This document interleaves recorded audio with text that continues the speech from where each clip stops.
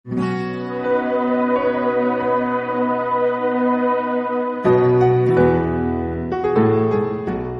शांति। आज समाज में एक बहुत बड़ी समस्या है कि परिवार टूट रहे हैं। जहाँ कहीं पहले संयुक्त परिवार होते थे, समूह में रहते थे, बड़ी बड़ी फैमिली होती थी, लेकिन आज बड़ी फैमिली तो बहुत कम देखने को मिलती है। छोटे छोटे से परिवार हैं, वो भी टूट रहे हैं, टूटते जा रहे हैं। तो टूटने का क्या कारण है, क्यों टूट रहे हैं? और उन परिवारों के टूटने से दुखी भी हैं, लेकिन फिर भी टूटते परिवारों को हम कैसे जोड़ें, कैसे अपने परिवार को बचा के चलें, उसका समाधान क्या निकले, उसका कारण क्या है, टूट क्यों रहे हैं। जहाँ तक कि गैस किया गया, जहाँ तक कि चिंतन चला, ये समझ में आया कि अगर देखा जाए परिवारों के टूटने का मेन कारण है सच्चे प्रेम की कमी, सच्चे प्यार की कमी। क्योंकि प्यार एक ऐसी शक्ति है जो एक आशीर्वाद का काम करती है, वरदान का काम करती है, पर उसकी जगह आज परिवार में स्वार्थ ने ले ली। और स्वार्थ जहां आ जाता है वो दीमक लग जाती है, वो एक अभिशाप बन जाता है। तो जहां प्रेम नहीं है वहां जुड़ाव कैसे हो सकता है?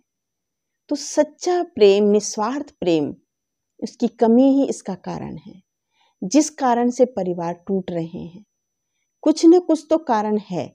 और ऐसा नहीं है कि प्रेम नहीं है, प्रेम होता नहीं है, या प्रेम खत्म हो गया। प्रेम है तो सही, लेकिन जहां सिर्फ हम संयुक्त परिवार हुआ करता था, वहां एकांकी परिवार हो गया, सिर्फ मैं और मेरे बच्चे। और जब बच्चे बड़े होते हैं तब वो प्यार भी कहीं और चला जाता है। इतना सूख गया प्यार, इतना जो हरी भरी दुनिया, प्रेम की दुनिया कहलाती थी, वो आज नहीं है। तो परिवार कहाँ बचेंगे? इसलिए परिवार टूट रहे हैं। कबीर ने बड़ी अच्छी सी बात कही है जो मैं कहना चाहती हूँ कि ये प्रेम एक ऐसी चीज है। बड़ा सुंदर सा दोहा कबीर जी ने कहा है कि प्रेम ना बाड़ी उपजे, प्रेम ना हाट बिकाए। अर्थ बड़ा सुंदर है कि प्रेम कहीं पे उपजाया भी नहीं जा सकता है, और प्रेम धन से खरीदा भी नहीं जा सकता है। उसको बाजार से खरीद लाओ। हमें कुछ सामान की कमी होती है तो बाजार से खरीद लाते हैं, या कहीं खेती में उसकी पैदावार करा लेते हैं, लेकिन प्रेम कहीं पैदा नहीं किया जा सकता, कहीं से खरीदा नहीं जा सकता। कुछ ऐसे भी हमको देखने को उदाहरण मिलते हैं। ऐसा प्रेम होता है, निस्वार्थ प्रेम होता है, बड़ा दुर्लभ होता है। एक पक्षीय प्रेम होता है जिसको दुर्लभ कहते हैं, पर होता जरूर है। ऐसा नहीं है कि नहीं होता। तो हम ये कहें कि प्रेम नहीं है, प्रेम कहाँ से लाएं, कैसे मिले? सबके पास प्रेम है और सबके पास होता है। कोई प्रेम की कमी किसी के पास नहीं है, सिर्फ इस्तेमाल करने के तरीके में फर्क आ गया है।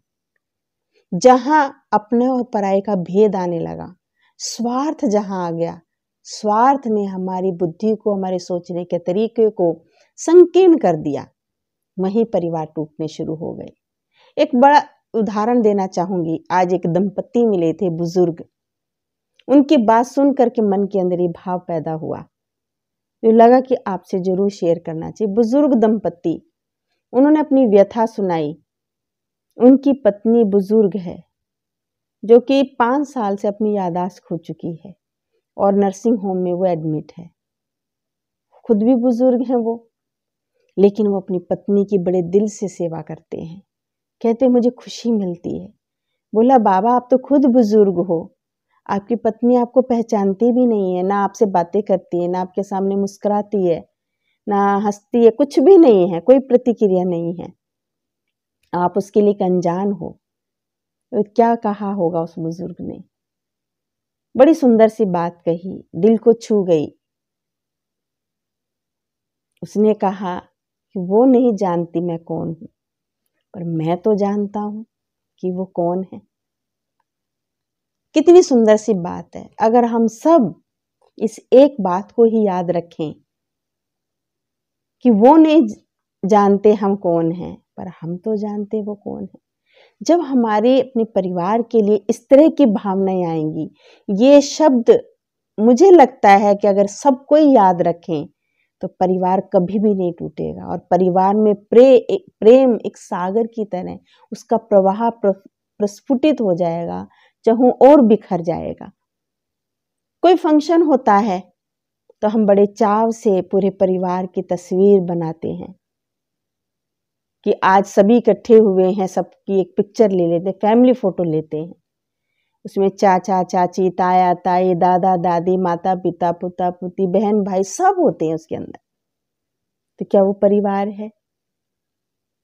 एक फोटो लग गई दीवार पर और सबको हम परिचित कराते हैं कि ये हमारी फैमिली है। जब हम मुसीबत में होते हैं, जब हम परेशान होते हैं, जब हम संकट में होते हैं, कोई हमारे पास नहीं होता है, पर वो फंक्शन में आए थे, सब इकट्ठे हुए, हमने एक पिक्चर ले ली। लेकिन जब हमें जरूरत थी, जब हम तकलीफ में थे, तब हमारे पास कोई नहीं था। वास्तव में जो फोटो में है, क्या उसे फैमिली कहेंगे? या जो तकलीफ में साथ दे उसे फैमिली कहेंगे? रियल फैमिली किसको कहेंगे? बड़ी सुंदर सी कहावत इसी बात पे किसी ने कही है, जिसका मैंने जिक्र किया। अपने वो नहीं जो तस्वीर में साथ दिखे, अपने तो वो होते हैं जो तकलीफ में साथ दिखे। फोटो सिर्फ देख ली, खुश हो गए कि ये हमारे चाचा चाची थे, ताया ताई, नाना नानी, दादा दादी, लेकिन तकलीफ में हमारी कोई साथ नहीं। उस बुजुर्ग की बात दिल को ऐसी छू गई कि उनको खाना खिला के, उसके साथ खाना खा के मुझे जो आनंद मिलता है, मुझे जो शक्ति मिलती है, और यहां तक कहा कि मैं जो चल रहा हूं, मैं उसको देख के ही चल रहा हूं, उसके लिए जी रहा हूं, नहीं तो शायद मैं भी बिस्तर पकड़ लेता। मुझे ऊर्जा मिलती है, मैं सुबह सुबह उठता हूं, तैयार होता हूं, अपने कुछ कार्य निपटाता हूं, उसके लिए भोजन बनाता हूं, टाइम से वहां पहुंचना है मुझे हॉस्पिटल में। उसको देख के मुझे शक्ति मिलती है, उसको देख के मुझे प्रेरणा मिलती है। जबकि वो नहीं जानती, वो नहीं पहचानती, उसकी याददाश्त चली गई। ये है रियल प्रेम, और सबके पास होता है। हम कोई भी ये नहीं कह सकते कि हमारे पास ऐसा प्रेम नहीं है, या हम नहीं जानते प्रेम क्या होता है, हम कैसे प्रेम करें, कैसे प्यार करें। आज प्यार जताने का तरीका वस्तुओं से ले लिया है, साधनों से ले लिया है, गिफ्ट दे दिया, ये प्यार जताने का तरीका है। कीमती सामान लेके जाएंगे तो शायद हमने प्यार जताया, महंगा कोई आइटम लेके गए तो हमने प्यार जताया। पैसा, महंगा सामान, ये प्रेम नहीं है, ये केवल एक दिखावा है। प्रेम दिल से होता है, जिसको देख करके खुशी मिलती है। उस बुजुर्ग व्यक्ति को, उसने कहा कि इसने जीवन भर मेरी सेवा की। आज वो भले मुझे नहीं जानती, लेकिन मैं तो जानता हूं वो कौन है। हम सब क्यों नहीं ये समझ सकते सबके लिए कि सामने वाला कैसा भी व्यवहार करता है, वो हमारे दादा दादी हैं, वो हमारे माता पिता हैं, या वो हमारे बड़े भाई हैं, बड़ी बहन हैं, या वो मेरे चाचा चाची हैं, लेकिन हम जानते हैं कि वो कौन है, मेरे लिए क्या मायने रखती हैं। हमारे माता पिता ने हमारे लिए कितनी मेहनत करी, हमारे दादा दादी ने हमारे लिए कितनी मेहनत की, हमारे बड़े बहन भाई ने हमारे लिए कितनी मेहनत की, हम जानते हैं। तो उनकी जरूरतों पे, उनकी तकलीफों पे हमें खड़े होना चाहिए।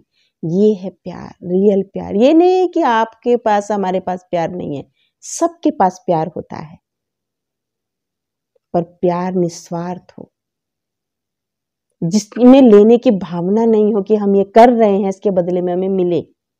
जहां स्वार्थ आ जाता है वहीं दीमक लग जाती है, ये अभिशाप बन जाता है, एक श्राप बन जाता है। लेकिन प्रेम जहां होता है, निस्वार्थ प्रेम, एक आशीर्वाद है, और आशीर्वाद स्वतः फलता फूलता है।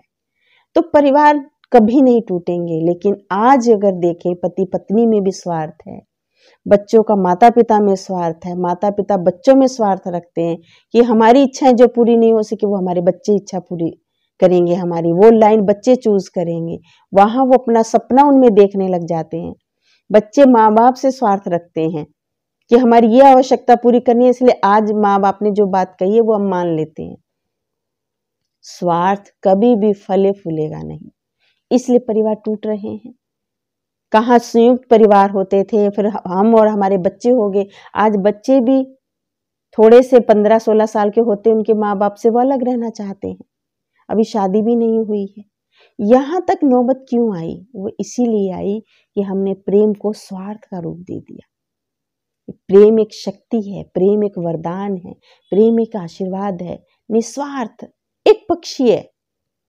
वो कर सामने वाला मुझसे प्रेम करे नहीं करे, लेकिन मुझे उसके प्रति प्रेम की भावना रखनी है। मेरे लिए वो मेरे अपने हैं। ये वाली भावना एक पक्षीय, ये दुर्लभ जरूर होता है लेकिन होता जरूर है। हम भी उस लाइन में आ सकते हैं, आप भी उस लाइन में आ सकते हैं।